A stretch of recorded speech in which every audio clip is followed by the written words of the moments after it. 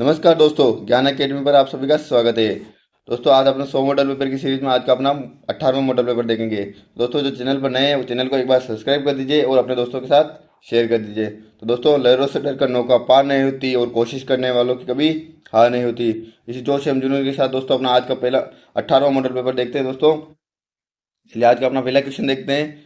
Panama नहर किन दो महासागरों को जोड़ती है? तो पनामा नहर कहाँ स्थित है दोस्तों? मध्य अमेरिका में। कहाँ स्थित है? मध्य अमेरिका में। ये किन दो महासागरों को जोड़ती है दोस्तों? जल्दी से इसका आंसर कमेंट के माध्यम से दीजिए दोस्तों। ऑप्शन ए रहेगा अंटार्कटिक और आर्कटिक महासागर। ऑप्शन बी दे रखा है अंटार्कटिक और प्रशांत महासागर। ऑप्शन सी दे रखा है भारतीय और प्रशांत महासागर। और ऑप्शन डी दे रखा है अंटार्कटिक और भारतीय महासागर। तो पनामा नहर किन दो महासागर को जोड़ती है दोस्तों? राइट आंसर हो जाएगा अपने अंटार्कटिक और प्रशांत महासागर। ये कहाँ स्थित है दोस्तों? मध्य अमेरिका में स्थित है। इसका निर्माण किसके द्वारा किया गया है दोस्तों? संयुक्त राज्य अमेरिका, यूएसए के द्वारा, यूनाइटेड स्टेट अमेरिका के द्वारा इसका निर्माण किया गया था। और पनामा नहर की लंबाई कितनी है दोस्तों? 82 किलोमीटर। लगभग 82 किलोमीटर लंबाई है दोस्तों। चलिए दोस्तों, अगला क्वेश्चन देखते हैं अपना। आज का अगला क्वेश्चन है दोस्तों, अजंता की गुफाएं कहाँ स्थित है? तो दोस्तों, ऑप्शन ए दे रखा है अजंता की गुफाएं कहाँ स्थित है दोस्तों? ऑप्शन ए दे रखा है महाराष्ट्र। ऑप्शन बी दे रखा है मध्य प्रदेश। ऑप्शन सी दे रखा है उत्तर प्रदेश। और ऑप्शन डी दे रखा है बिहार। तो अजंता की गुफाएं कहाँ स्थित है दोस्तों? ये अजंता की गुफाएं को यूनेस्को के द्वारा विश्व धरोहर में शामिल किया गया है। विश्व धरोहर में यूनेस्को के द्वारा शामिल किया गया है दोस्तों। तो ये कहाँ स्थित है दोस्तों? महाराष्ट्र राज्य में स्थित है अपने।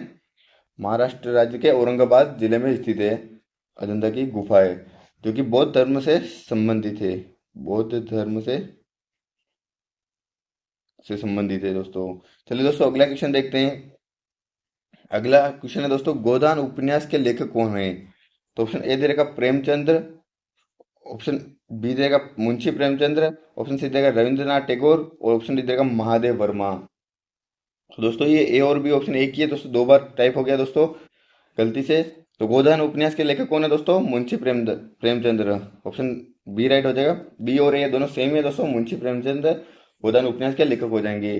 तो गोदान उपन्यास दोस्तों किस किस पर आधारित है दोस्तों? ग्रामीण जीवन पर आधारित है। ग्रामीण जीवन पर आधारित है। चलिए दोस्तों, अगला क्वेश्चन देखते हैं। अगला क्वेश्चन है दोस्तों, हिमालय पर्वत का सबसे ऊंचा शिखर कौन सा है?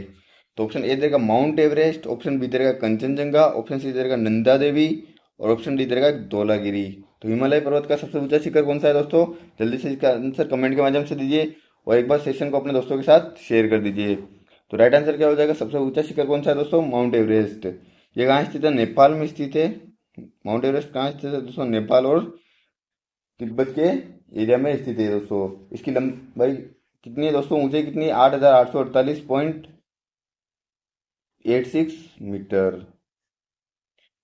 तो दोस्तों, उसके बाद कौन सा विश्व का दूसरा सबसे बड़ा ऊंचा शिखर कौन सा है दोस्तों? केटू गोडविन आइस्टीन। केटू चोटी, जो कि नाम है उसका गोडविन आइस्टीन। Godwin Osteen. ये विश्व की दूसरी सबसे बड़ा ऊंचा शिखर है। और विश्व का तीसरा सबसे ऊंचा शिखर जो कि भारत में स्थित है, क्या नाम है उसका दोस्तों? कंचनजंगा। कंचनजंगा, जिसकी ऊंचाई कितनी है दोस्तों? 8,586 मीटर। बहुत इंपॉर्टेंट क्वेश्चन है दोस्तों, बहुत बार एग्जाम में पूछा गया है, तो इसको आपको याद कर लेना है। चलिए दोस्तों, अगला क्वेश्चन देखते हैं। अगला क्वेश्चन दे रखा अपने निम्नांकित में से कौन सा देश कोयले का सबसे बड़ा उत्पादक है? तो कोयले का सबसे बड़ा उत्पादक राज्य देश कौन सा है दोस्तों? ऑप्शन ए देगा ब्राजील। ऑप्शन बी देगा भारत। ऑप्शन सी देगा अमेरिका। और ऑप्शन डी देगा चीन। दोस्तों, अपना राइट आंसर क्या हो जाएगा दोस्तों? चीन। चीन कोयले का सबसे बड़ा उत्पादक देश है। और भारत में अगर देखें तो भारत में सबसे बड़ा उत्पादक राज्य कौन सा है? झारखंड। भारत में सबसे बड़ा उत्पादक राज्य कौन सा है? झारखंड। दोस्तों, अगला क्वेश्चन देखते हैं। अगला क्वेश्चन दे रहेगा, भारत भारतीयों के लिए नारा किस संस्था के द्वारा दिया गया था? तो भारत भारतीयों के लिए नारा किस संस्था के द्वारा दिया गया था? जल्दी से इसका आंसर कमेंट के माध्यम से दीजिए दोस्तों। तो ऑप्शन ए देखते हैं दोस्तों, अशासकीय संस्था दे रखा है। ऑप्शन बी दे रखा आर्य समाज के द्वारा। और ऑप्शन डी दे रखा ब्रह्म समाज के द्वारा। और ऑप्शन डी दे रखा अन्य के द्वारा। तो दोस्तों, भारत भारतीयों के लिए नारा किसके द्वारा दिया गया था? आर्य समाज के द्वारा दिया गया था। आर्य समाज की दोस्तों स्थापना किसके द्वारा की गई थी? स्वामी दयानंद सरस्वती। स्वामी दयानंद सरस्वती। आर्य समाज की स्थापना किसने की दोस्तों? स्वामी दयानंद सरस्वती के द्वारा। चलिए दोस्तों अगला क्वेश्चन देखते हैं। अगला क्वेश्चन दे रखा आपने, भारत की प्रथम बहुउद्देशीय परियोजना किस नदी पर बनाई गई थी? दोस्तों भारत की प्रथम बहुउद्देशीय परियोजना किस नदी पर बनाई गई थी? ऑप्शन ए दे रखा कावेरी नदी पर, ऑप्शन बी दे रखा गंडक नदी पर, ऑप्शन सी दे रखा दामोदर नदी पर, और ऑप्शन डी दे रखा है दोस्तों यमुना नदी पर। तो दोस्तों अपना राइट आंसर क्या हो जाएगा कि भारत की प्रथम बहुउद्देशीय परियोजना किस नदी पर बनाई गई दोस्तों? ऑप्शन सी राइट हो जाएगा दामोदर नदी पर। दामोदर नदी घाटी परियोजना कहाँ स्थित है दोस्तों? झारखंड राज्य में स्थित है, झारखंड में। तो इसका झारखंड दामोदर नदी का दोस्तों उद्गम कहाँ से होता है दोस्तों? झारखंड के छोटा नागपुर पठार से। छोटा नागपुर पठार, छोटा नागपुर पठार। तो प्रथम बहुउद्देशीय परियोजना दोस्तों कौन सी थी? दामोदर नदी घाटी परियोजना। चलिए दोस्तों अगला क्वेश्चन देखते हैं। अगला क्वेश्चन है, विवेकानंद रॉक मेमोरियल कहाँ स्थित है? तो विवेकानंद रॉक मेमोरियल कहाँ स्थित है? ऑप्शन ए दे रखा अंडमान निकोबार, ऑप्शन बी दे रखा लक्षद्वीप, ऑप्शन सी दे रखा केरल, और ऑप्शन डी दे रखा तमिलनाडु। तो विवेकानंद रॉक मेमोरियल कहाँ स्थित है दोस्तों? जल्दी से इसका आंसर कमेंट के माध्यम से दीजिए। तो अपना राइट आंसर हो जाएगा तमिलनाडु, कन्याकुमारी, तमिलनाडु में विवेकानंद रॉक मेमोरियल स्थित है। दोस्तों ये किस लिए प्रसिद्ध है कि विवेकानंद जी के सम्मान में दोस्तों 1970 में एक स्मारक बनाया गया है यहाँ पे। 1970 में उनके सम्मान में उनको शिकागो सम्मेलन हुआ था, उसमें उन्होंने अपने भारत को रिप्रेजेंट किया था, उसके इस कारण उनको सम्मान में दोस्तों 1970 में यहाँ पे एक स्मारक बनाया गया है। चलिए दोस्तों अगला क्वेश्चन देखते हैं। अगला क्वेश्चन अपने, देश का लौह पुरुष किसे कहा जाता है?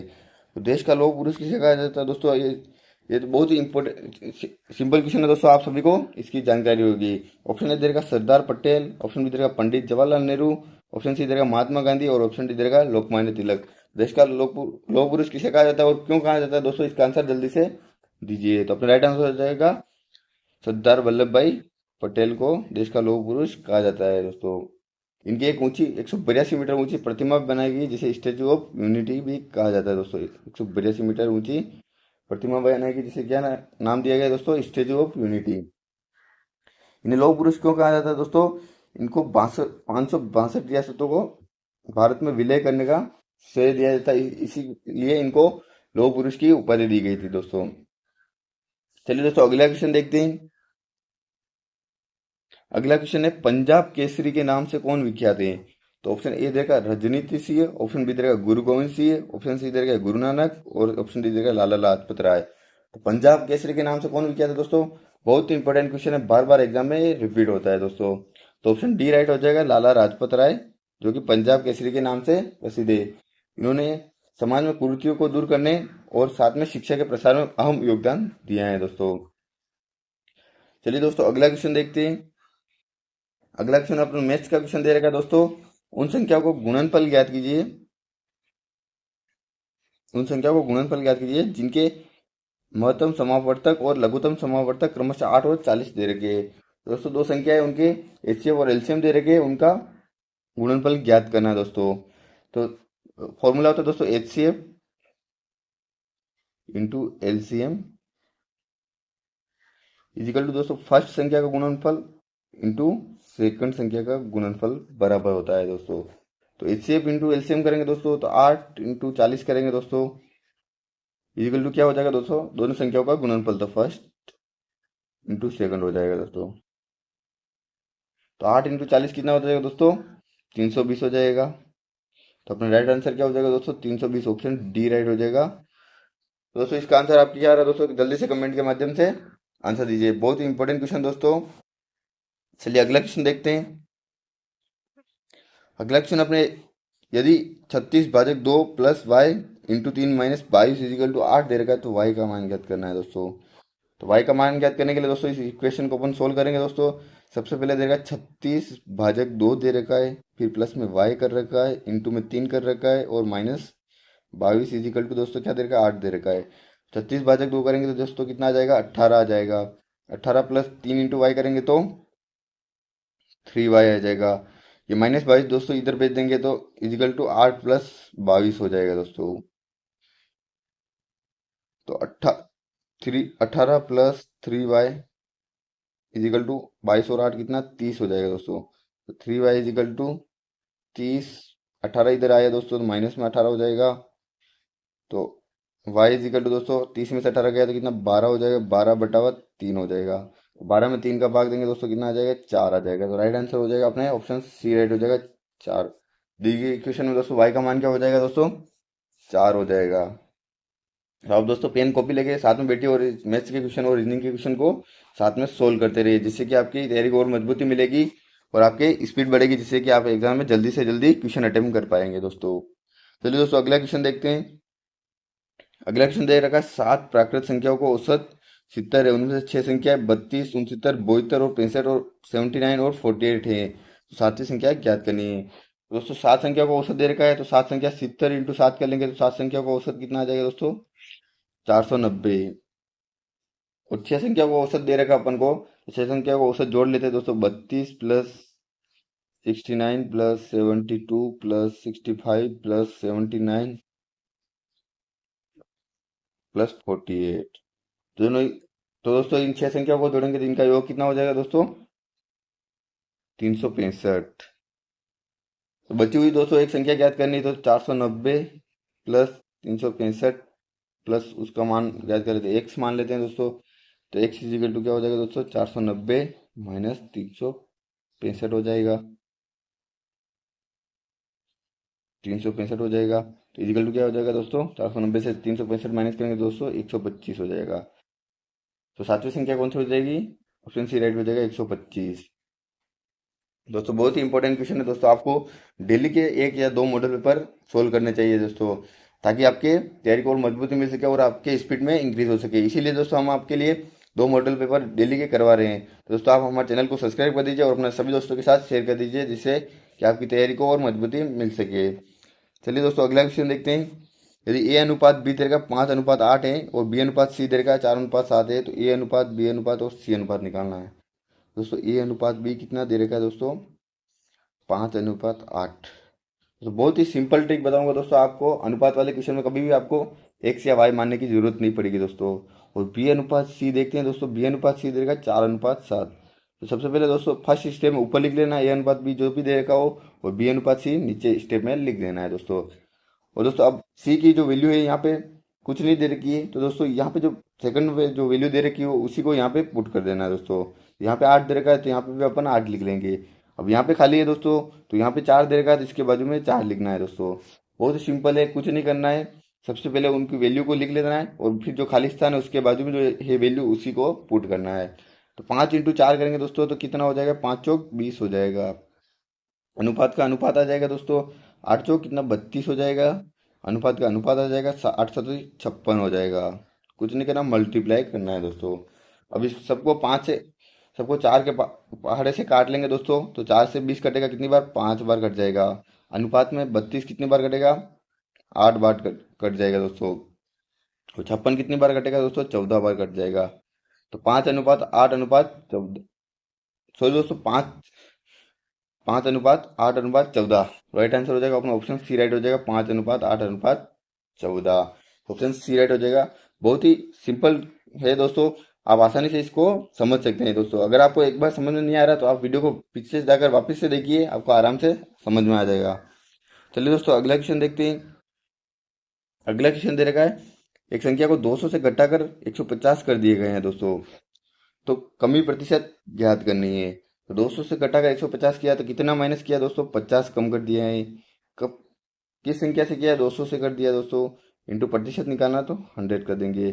50 से 200 कितने बार 4 बार कट जाएगा, 4 से 100 कटेगा 25 बार दोस्तों। तो आंसर बी राइट हो जाएगा 25% की कमी की गई है दोस्तों। चलिए दोस्तों बहुत ही ऐसे सिंपल क्वेश्चन है, आप आसानी से कर सकते हैं। अगला क्वेश्चन देखते हैं। अगला क्वेश्चन दे रखा है एक व्यापारी अपने सामान को 16% की हानि पर बेचने का दावा करता है, लेकिन वह 1 kg वजन के स्थान पर 750 ग्राम वजन को तोलता है, तो उसका कुल लाभ प्रतिशत ज्ञात करना है दोस्तों। एक व्यापारी है जिसको वो अपने सामान को 16% की हानि पर बेचने का दावा करता है। तो मान लेते हैं दोस्तों 1 kg सामग्री का मूल्य, मानते हैं दोस्तों माना कि 1 kg सामग्री का मूल्य 1000 रुपये है दोस्तों। 16% हानि पर बेचने का दावा करता है दोस्तों। तो 1,000 का 16% कितना हो जाएगा, 1,000 का 16% निकाल लेते हैं दोस्तों। 2 जीरो से 2 जीरो कट गया, 160 रुपये हो जाएगा। तो वो 840 रुपये में बेचने का दावा करता है दोस्तों। 1,000 में 160 माइनस करेंगे दोस्तों, 840 हो जाएगा। जबकि वो 750 ग्राम वजन ही तोल रहा है, तो वो एक्चुअली प्राइस 750 रुपये ही हो रहा है। 750 ग्राम 1 kg की जगह 750 ग्राम वजन हो रहा है, तो 750 ग्राम वजन का प्राइस कितना हो जाएगा दोस्तों, 750 रुपये दोस्तों। तो उसका नेट प्रॉफिट कितना हो गया, 840 में बेच रहा है, वो 750 उसका क्रय मूल्य हो गया। तो दोस्तों नेट प्रॉफिट हो गया उसके 90 रुपये का। 90 रुपये का प्रॉफिट हो रहा है दोस्तों 750 रुपये पर। इंटू में 100 कर लेंगे दोस्तों परसेंटेज में निकालने के लिए। 1 जीरो से 1 जीरो कट जाएगा, 3 से 9 कटेगा 3 बार, 3 से 75 कटेगा 25 बार, 25 से 100 कटेगा 4 बार, 4 × 3 करेंगे तो 12%। तो उसका एक्चुअल लाभ कितना है दोस्तों, व्यापारी का 12%। बहुत ही सिंपल क्वेश्चन है दोस्तों। सबसे पहले आपको कुछ नहीं करना, 16% की हानि पर बेच रहा है, तो अपन ने मान लिया कि 1 kg का मूल्य 1,000 रुपये है। तो 16% की हानि हो रही, तो 1,000 का 16% 160 रुपये होता है। तो वो उसका सेलिंग प्राइस कितना हो गया, 840 रुपये आ गया। ये सेलिंग प्राइस हो गया दोस्तों। जबकि वो एक्चुअल में वजन में धांधली कर रहा है दोस्तों, तो 750 ग्राम ही वजन दे रहा है, तो 750 ग्राम वजन का मूल्य कितना हो जाएगा, 750 रुपये दोस्तों। उसका प्रॉफिट कितना हो जाएगा, 840 रुपये वो सेलिंग प्राइस कर रहा है, और 750 क्रय मूल्य है, तो 90 रुपये का प्रॉफिट हो रहा है किस पे, 750 रुपये पे। ये तो 750 रुपये क्या है, कॉस्ट प्राइस हो जाएगी दोस्तों अपने। चलिए दोस्तों अगला क्वेश्चन देखते हैं। तो दोस्तों अपना अगला क्वेश्चन दे रखा है, एक निश्चित धनराशि साधारण ब्याज पर 3 वर्ष में 26,980 रुपये हो जाती है, और 8 वर्षों में 40,280 रुपये हो जाती है, तो ब्याज की दर ज्ञात करनी है दोस्तों। दोस्तों एक धनराशि है जो 3 वर्ष में, मान लेते हैं वो धनराशि क्या है, एक से ही, क्योंकि 3 वर्षों में कितनी 26,980 हो रही है, तथा 8 वर्षों में कितनी हो रही है दोस्तों, 40,280 हो रही है।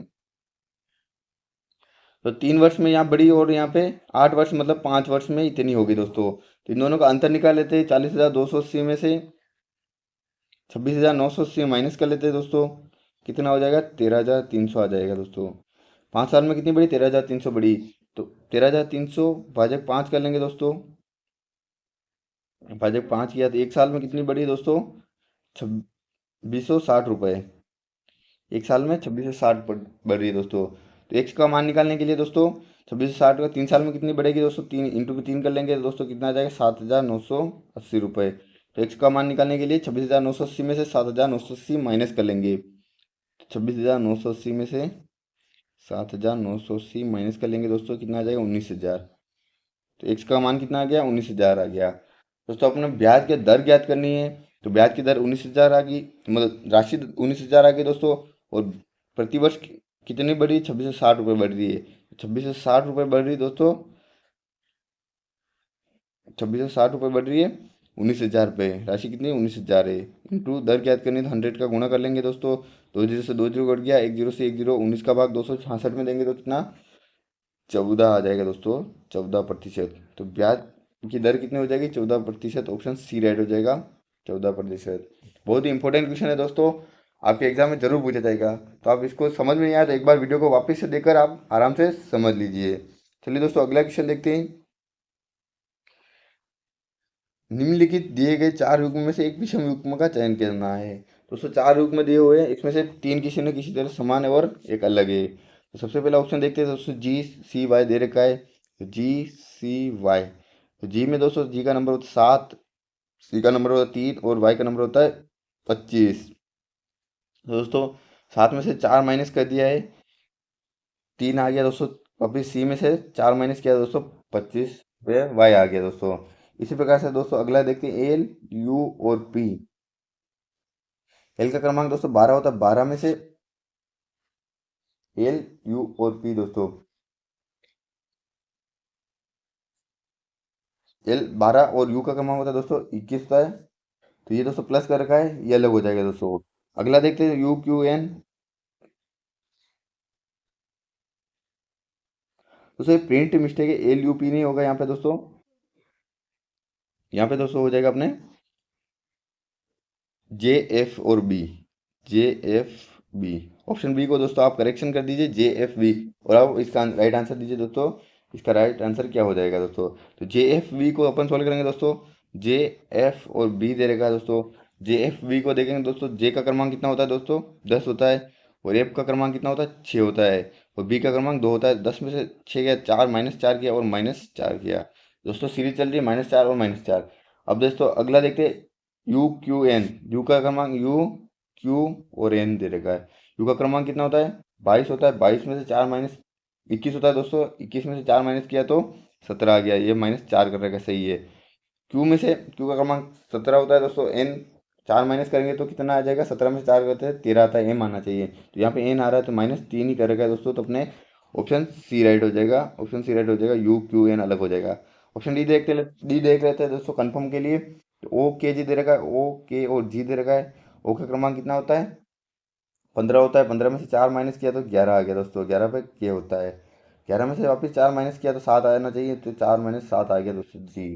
दोस्तों अपने ऑप्शन सी राइट हो जाएगा, यू क्यू एन। दोस्तों आप वो ऑप्शन बी करेक्शन कर लेना है, गलती से प्रिंट मिस्टेक हो गया। ऑप्शन बी हो जाएगा, जे एफ और बी हो जाएगा। चलिए दोस्तों अगला क्वेश्चन देखते हैं। अगला क्वेश्चन अपने दे रखा है, अगला क्वेश्चन एक सीरीज दे के दी गई श्रृंखला को पूरा करना है। तो एक सीरीज है दोस्तों, 5, 5 के बाद 9, 9 के बाद 25 और 97, फिर 481 और क्वेश्चन मार्क दे रखा है। तो दोस्तों बहुत ही इंपॉर्टेंट सीरीज है दोस्तों। आपको 10 सेकंड का समय दिया जाता है, आप इसको सोल्व कीजिए और अपने आंसर को कमेंट बॉक्स के माध्यम से कमेंट करके दीजिए।